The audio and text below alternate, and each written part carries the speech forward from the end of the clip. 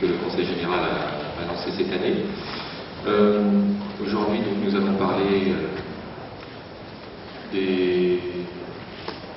comment on doit entretenir un peu plus durablement, un peu mieux, les dépendances des routes et des espaces verts, qui sont en général soumis à la gestion des collectivités, mais ça concerne aussi le monde professionnel, les paysagistes, voire aussi les structures d'insertion qui travaillent dans ce domaine-là, parce qu'il y a des chantiers qui sont réalisés par ce type de structure. C'est aussi l'occasion pour le Conseil général de lancer une charte, la charte zéro herbicide. Je ne vais pas m'étendre sur le sujet puisqu'on va en parler tout à l'heure. Donc l'idée générale, c'est que le Conseil général est déjà lancé dans cette initiative depuis quelques années et on souhaite maintenant que ça s'étende sur l'ensemble du territoire. Nous savons que certaines communes ont entamé déjà des démarches en ce sens. Vous verrez cet après-midi, il y aura des retours d'expérience. Et nous savons aussi que, tout comme le Conseil général, nous avons des collectivités, communes, communautés d'agglomération, communautés de communes, qui sont engagées dans un processus Agenda 21. Et donc ce type d'initiative rentre dans cet outil Agenda 21. Alors aujourd'hui, ce matin, on va être un aspect assez technique, la première partie, avec la manière de gérer d'une manière raisonnée les dépendances et les espaces verts, avec différentes interventions, des outils institutionnels qui sont en place. On aura le plan éco-phyto, les programmes d'action territoriaux en première partie. Après, nous aurons un aspect plus technique par les services du Conseil général sur la manière de préserver les dépendances vertes et comment on fait pour gérer raisonnablement. Et les techniques alternatives seront ensuite présentées avec un exemple concret de la mairie, la commune de Boué, dans le Lot-et-Garonne. Et on s'excuse puisqu'il était prévu aussi la commune de Mérignac par rapport au label F, et ils nous ont fait faux bond au dernier moment, un empêchement de dernière minute par rapport au programme initial. À midi, il y aura l'inauguration du stand qui a été réalisé par les enfants l'association des enfants du pays de Bélem. Alors ce stand, il sera normalement mis à disposition des communes qui se lanceront dans la charte zéro herbicide en termes de communication auprès du grand public. Donc ce sera l'occasion de voir quel type d'outils on propose. En début d'après-midi, nous aurons donc un exposé sur la mauvaise herbe. Alors c'était prévu, au départ c'était M. Ébrard qui devait intervenir, mais tout comme la mairie de Mérignac, il y a eu un empêchement, et donc il sera remplacé par M. Beauron du CPU Périgord-Limousin. Et enfin, en milieu d'après-midi, on vous présentera la charte zéro herbicide, et ce sera aussi l'occasion pour les communes qui nous ont déjà dit qu'elles voulaient s'engager dans la démarche, de signer cette charte devant le grand public. Alors après chaque intervention, il y aura un débat avec la salle. Donc voilà pour la journée. Je rappelle aussi qu'entre midi et 2, bien entendu, il y aura un buffet qui vous est offert, et vous n'avez pas besoin d'aller au restaurant à l'extérieur. Ça sera dans le hall, et ça vous permettra en même temps de regarder le stand. Je laisse la parole à Serge Mirillou, qui va ouvrir cette journée, et je vous souhaite une bonne journée à tous et à toutes.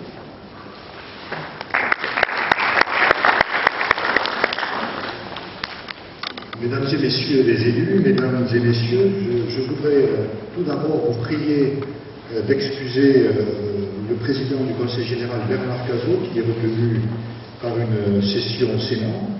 Je voudrais également vous remercier d'avoir répondu très nombreux, peut-être au-delà même de nos espérances, à cette journée du développement durable. Vous dire que cette journée fait partie des 9 journées qui s'inscrivent dans ce que nous appelons l'agenda 21 territorial du département. Nous avons déjà abordé le thème des éco-manifestations, des nouveaux enjeux en matière de restauration collective, et en particulier l'introduction des produits locaux et du bio. Nous avons déjà réalisé 2 événements de sensibilisation du grand public sur les zones humides, sur notre site de la Jamaille, et sur la nature en général, dans le parc et la forêt de campagne. Donc aujourd'hui, on est heureux de vous convier à cette nouvelle réflexion sur la manière dont les collectivités territoriales peuvent désormais gérer leurs espaces verts et leur dépendance routière.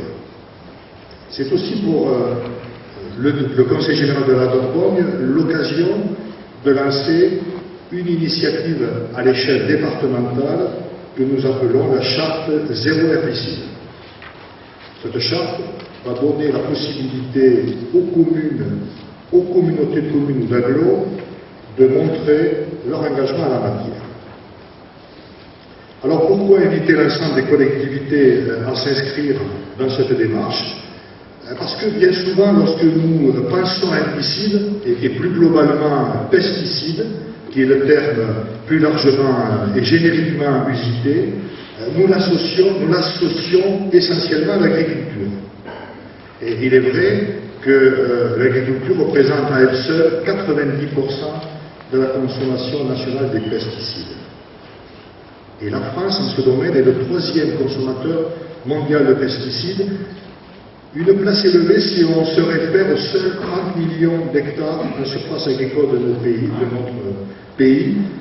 80 000 tonnes de pesticides ont été pulvérisés en 2008, qui est la dernière année pour laquelle nous avons les chiffres.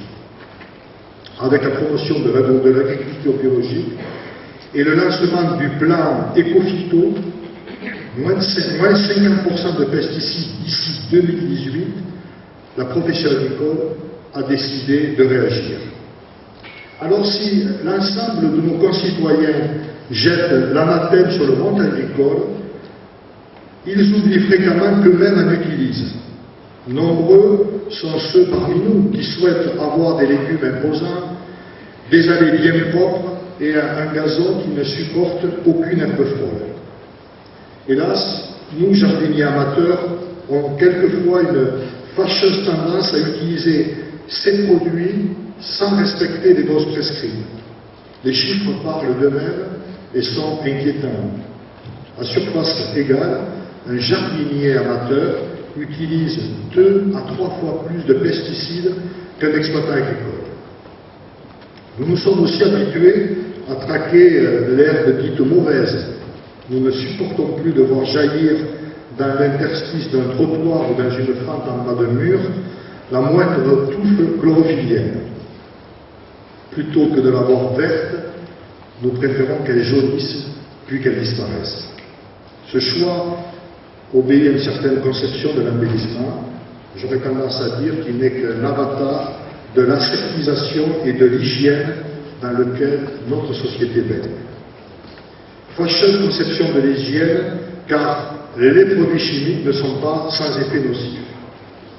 De plus, ces produits entrent en contradiction avec les directives européennes, telles que la directive cadre sur l'eau, qui nous oblige à atteindre un bon état qualitatif et quantitatif des cours d'eau d'ici 2015, ou des conventions internationales sur la diversité biologique.